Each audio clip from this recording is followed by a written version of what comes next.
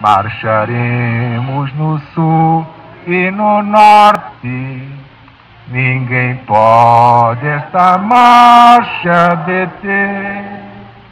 Pois se nós não tememos a morte, a quem é que nós vamos temer?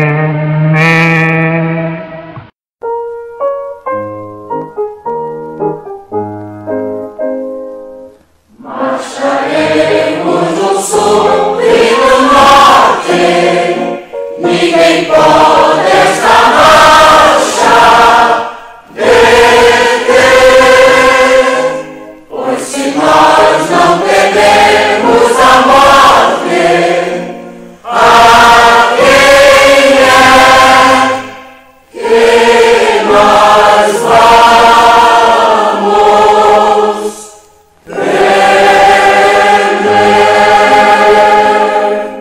marcharemos no sul e no norte, ninguém pode esta marcha deter.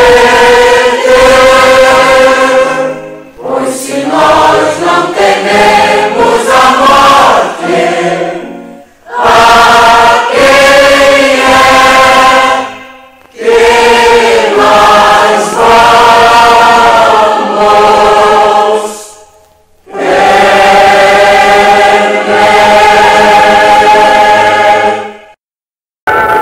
Meus amigos e meus irmãos, Deus está presente.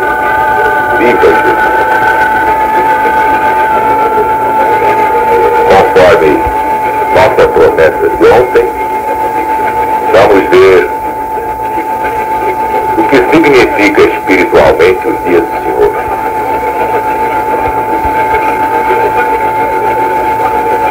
Afinal, a que dia se refere esta designação dia do Senhor? Qual o significado desta expressão dia do Senhor? Vocês sabem muito bem que 4 posições são tomadas por 4 classes diferentes de pessoas espiritualizadas. Primeira, uma classe defende que a expressão dia do Senhor abrange toda a dispensação cristã. Não significa qualquer dia particular de 24 horas. Segunda, outra classe já opina que o dia do Senhor é o dia do juízo final. O futuro dia do Senhor, a que tantas vezes se faz referência nas Escrituras Sagradas, isto é, na Bíblia, a Palavra de Deus. Terceira, o terceiro ponto de vista, talvez o mais geralmente admitido, é o daqueles que afirmam que a expressão se refere ao domingo, primeiro dia da semana. Quarto e último ponto de vista, outra classe mantém, significa o 7º dia, o sábado do Senhor. Então vamos logicar, como diria o saudoso Leopoldo Machado, o legionário número 2. Vamos raciocinar. Primeiro ponto. A primeira dessas posições, basta responder que o livro do Apocalipse é datado pelo seu autor, João, o evangelista, na ilha de Patmos, no dia do Senhor. Prestem bem atenção. O autor, o lugar onde foi escrito, o dia em que foi datado, tem uma existência real e não apenas uma existência simbólica ou mística.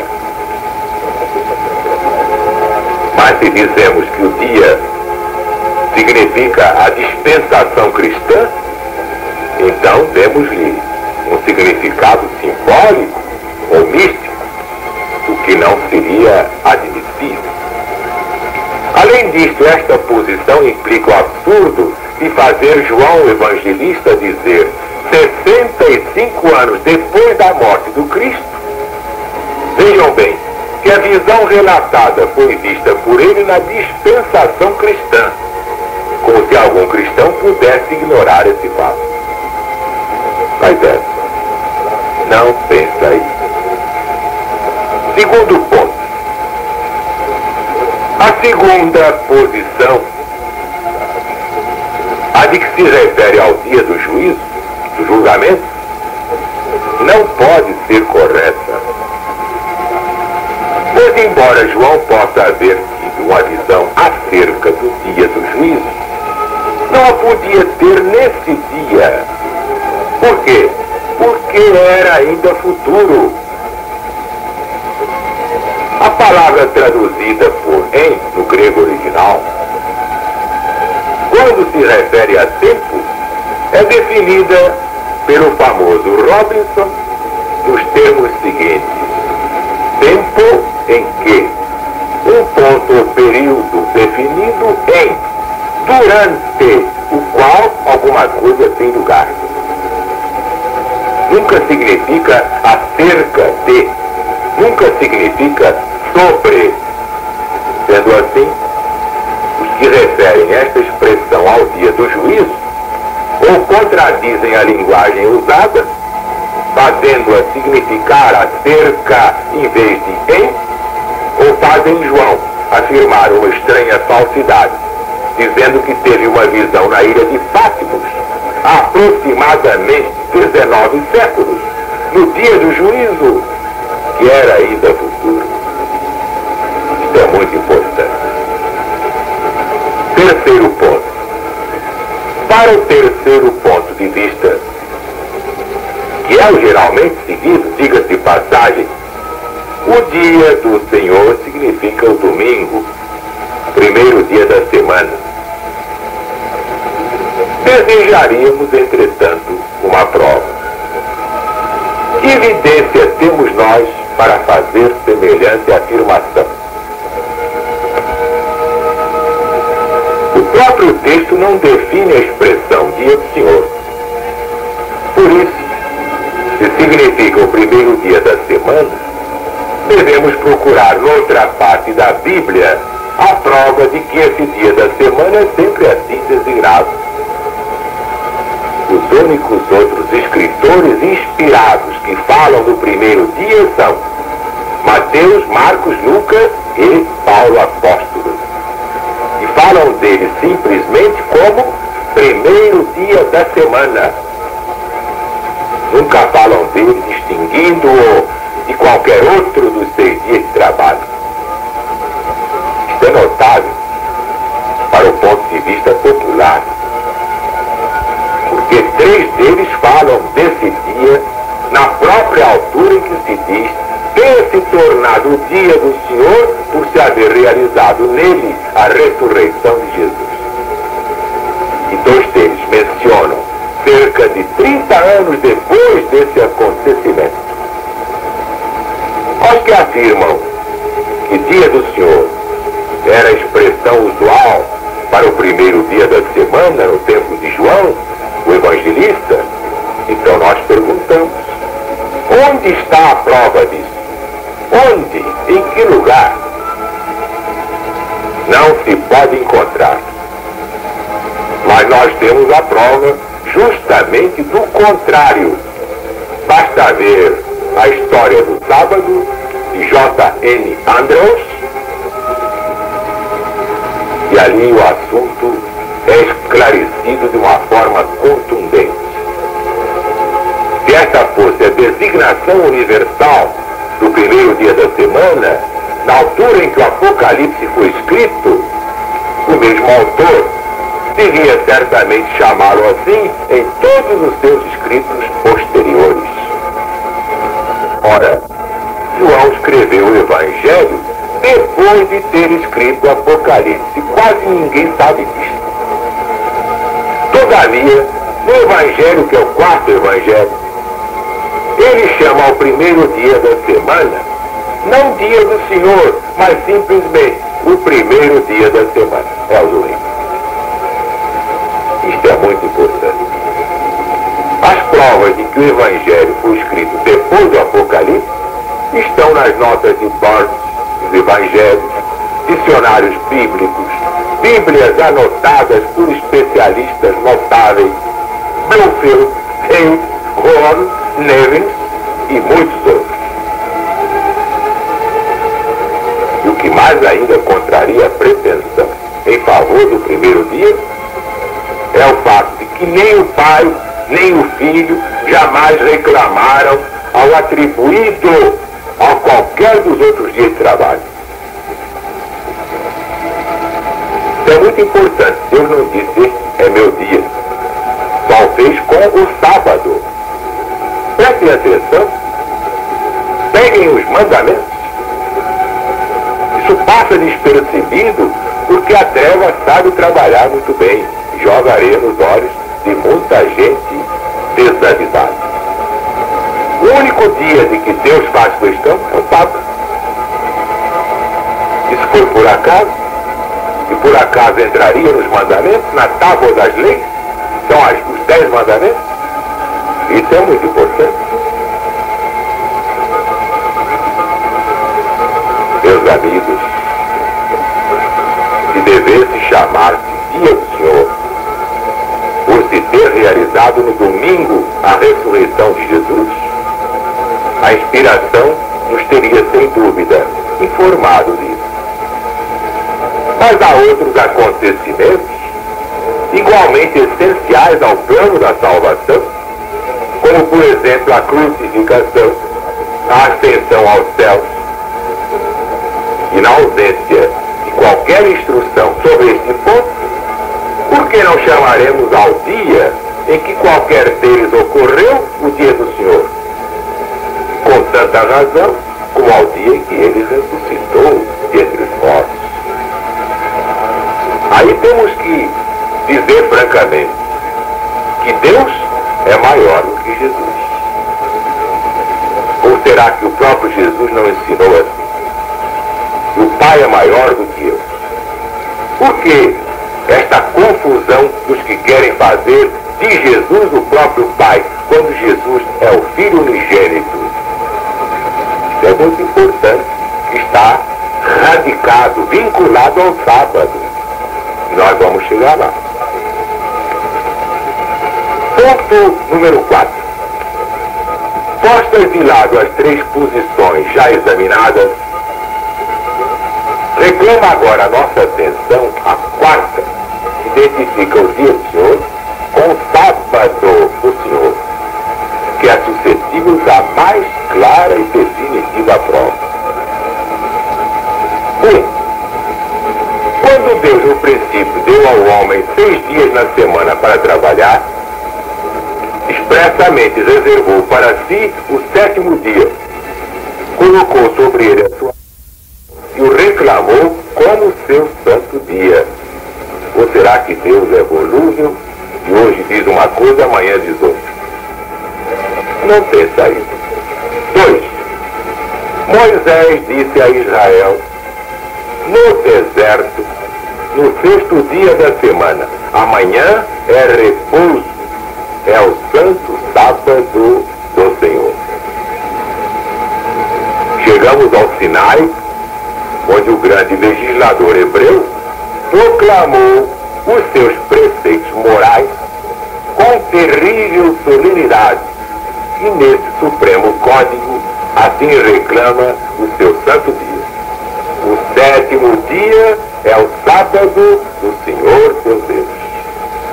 Porque em 6 dias fez o Senhor os céus, a terra, o mar e tudo o que neles há, e ao 7º dia descansou.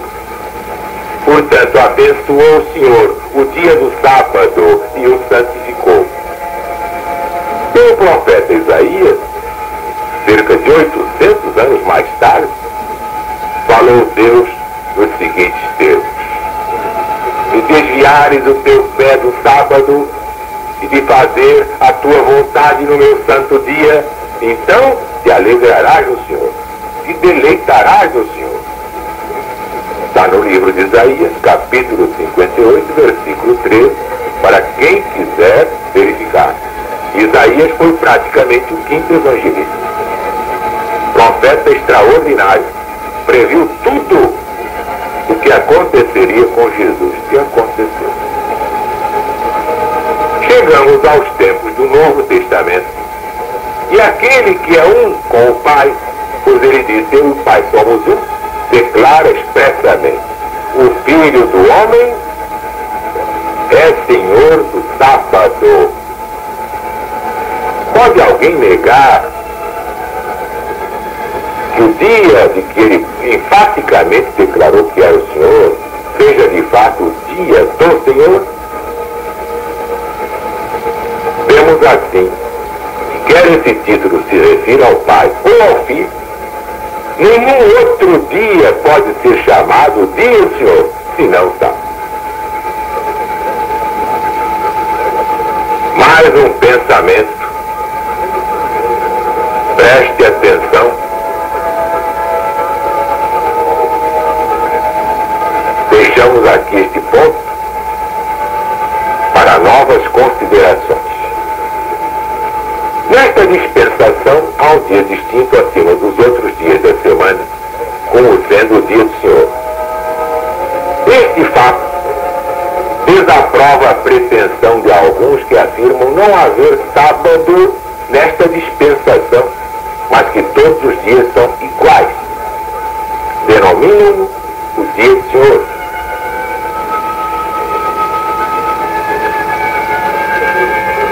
Podemos acrescentar um pensamento adicional ao que foi dito acerca da pretensão de que o dia do Senhor, no versículo 10, se refere ao primeiro dia da semana. Se em vez de o Cristo dizer o Filho do Homem até do sábado é Senhor, como está no Evangelho segundo São Mateus, capítulo 12, versículo 8, se ele tivesse dito o Filho do Homem até do primeiro dia da semana é Senhor, não seria isto hoje apresentado como prova conclusiva de que o primeiro dia da semana é o dia do Senhor? Eis aí. Naturalmente, com boa razão. Então deve concordar e tem o mesmo peso para o sétimo dia, em relação ao qual foram pronunciadas estas palavras: o Senhor é também o Senhor do sábado. Até do sábado, o Filho do Homem é Senhor.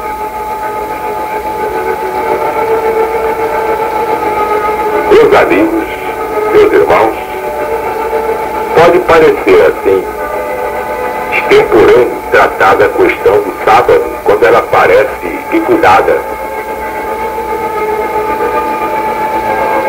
Há 2000 anos liquidada, muita gente fala, mas não está não. Muita coisa que parece verdadeira está errado também dura 2000 anos, talvez mais. Ou será que nós podemos mudar os pensamentos de Deus? Evidentemente não.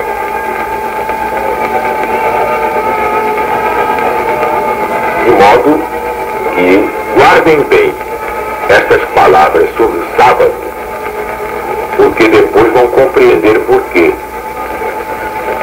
Hoje foi assim, en passant, foi assim de raspão. Por quê?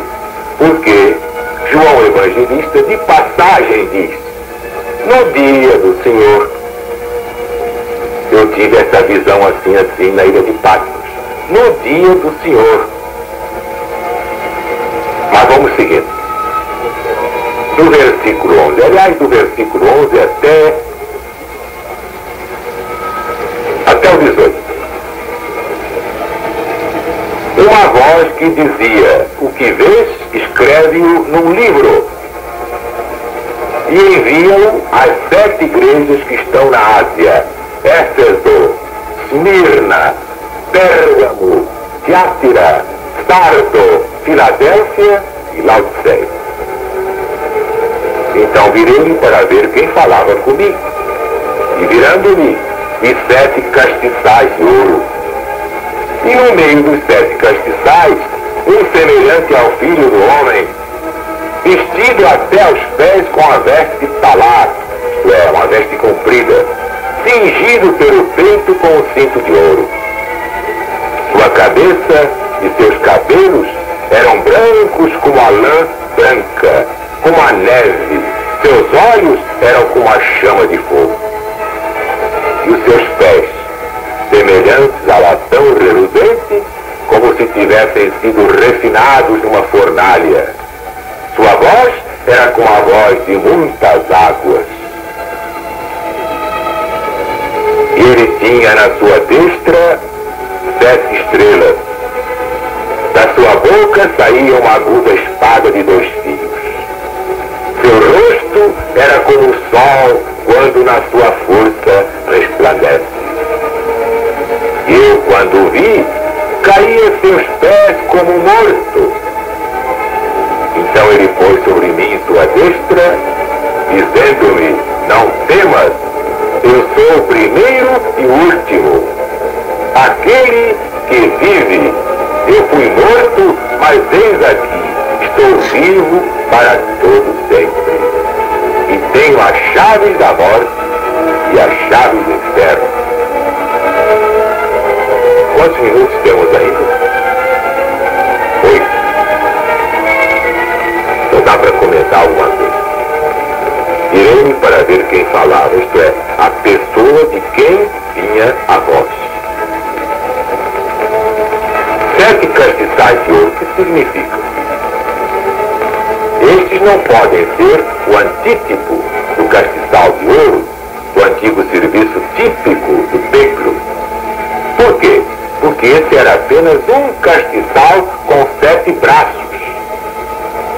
Fala-se sempre dele no singular, mas aqui não.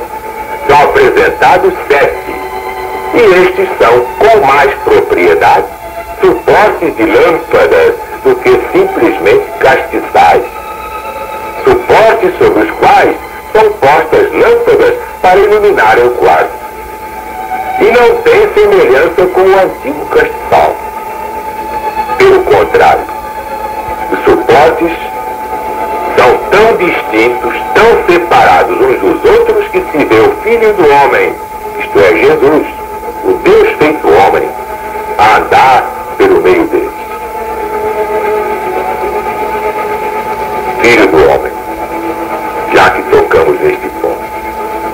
A figura central e absorvente da cena, agora patenteada a João, é a majestosa forma de alguém semelhante ao Filho do Homem, representando o Cristo. A descrição feita dele aqui, com as suas ondulantes vestes, com seu cabelo branco, não pela idade, mas pelo brilho da glória celestial, seus olhos irradiando fogo, seus pés fulgurantes como metal reluzente, sua voz como o som de muitas águas, é o que está aqui no texto, é de uma grandiosidade e de uma sublimidade realmente inexcedíveis. Que espetáculo extraordinário! Eis aqui uma coisa que a televisão jamais poderia fazer. Mas vocês, com a imaginação, compõem esse quadro belíssimo. Subjugado pela presença desta augusta entidade, deste ser incomparável, o que aconteceu? João caiu a seus pés como morto, mas confortadora mão coloca-se sobre ele, e uma voz de doce conforto lhe diz que não tema. Também os cristãos têm hoje o privilégio de sentir esta mão sobre eles, fortalecendo-os, confortando-os em horas de provas e aflições. Cada cristão, inclusive eu, nas minhas provas terríveis, ouço a mesma voz a me dizer: não temas. E a gente às vezes esquece que Deus está vendo essas coisas. Mas mas a mais alegre certeza. Em todas estas palavras de conforto é a declaração da grande entidade, do ser extraordinário que vive para todo sempre e que é o árbitro da morte e da sepultura. Porque ele diz: eu tenho, ouçam bem, as chaves da morte e do Hades, isto é, da sepultura no grego original. A morte é um tirano vencido. Ela pode aplicar-se a sua macabra tarefa de amontoar nos sepulcros, através dos séculos, as preciosidades da terra. Pode se envaidecer durante certo tempo com seu triunfo aparente.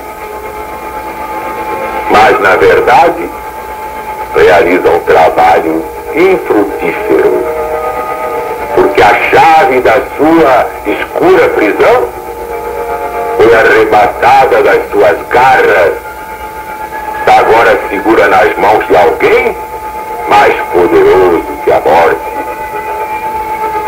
Ela é obrigada a depositar os seus troféus num terreno onde outro tem absoluto domínio. Este é o imutável amigo. Este é o amigo único de todas as horas, principalmente as más, nas horas ruins, nas horas tristes da solidão e do abandono. Este é o Redentor daqueles que o amam. Vós, portanto, não vos entristeçais, e também não choreis os justos que partiram antes de vós. Eles estão num porto seguro. Durante um pouco de tempo, o inimigo o retém. Mas um amigo de força maior possui a chave da prisão. Esse amigo é Jesus, que venceu a morte. Cada um de nós também vai vencer a morte com o poder de Jesus. Finalmente, no versículo 19, escreve as coisas que tens visto.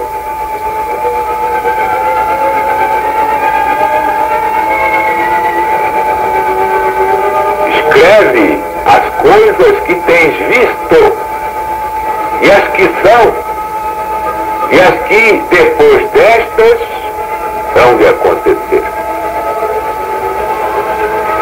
Eis aí, nesse versículo é dado a João, o evangelista, na ilha de Patmos, desterrado por causa do seu testemunho da palavra de Deus, uma ordem peremptória para escrever toda a revelação que se referia principalmente a acontecimentos que estavam no futuro. Portanto, até o fim do ciclo, deste ciclo em que nós estamos. Em alguns casos raríssimos, haveria referências a acontecimentos então passados ou presentes. Mas essas referências tinham apenas o fim de preparar o caminho para acontecimentos que deviam realizar-se depois daquele tempo, de modo que nenhum elo pudesse faltar na corrente. Agora vamos entrar mesmo no significado importantíssimo nas mensagens às 7 igrejas.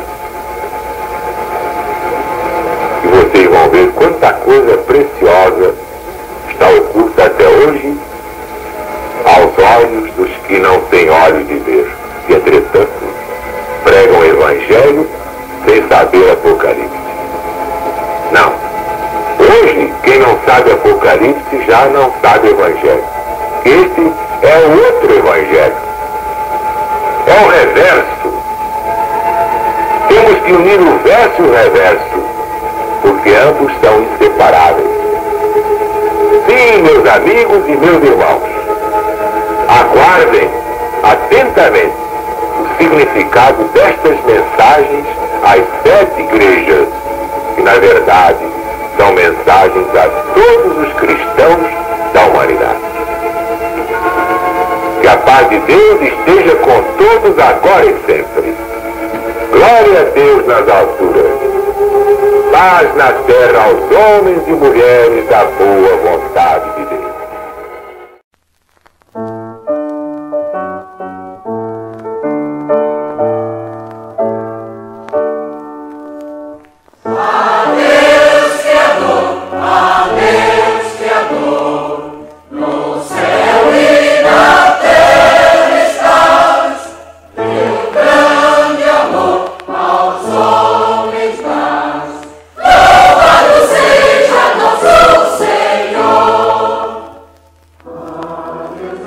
Com grande fervor.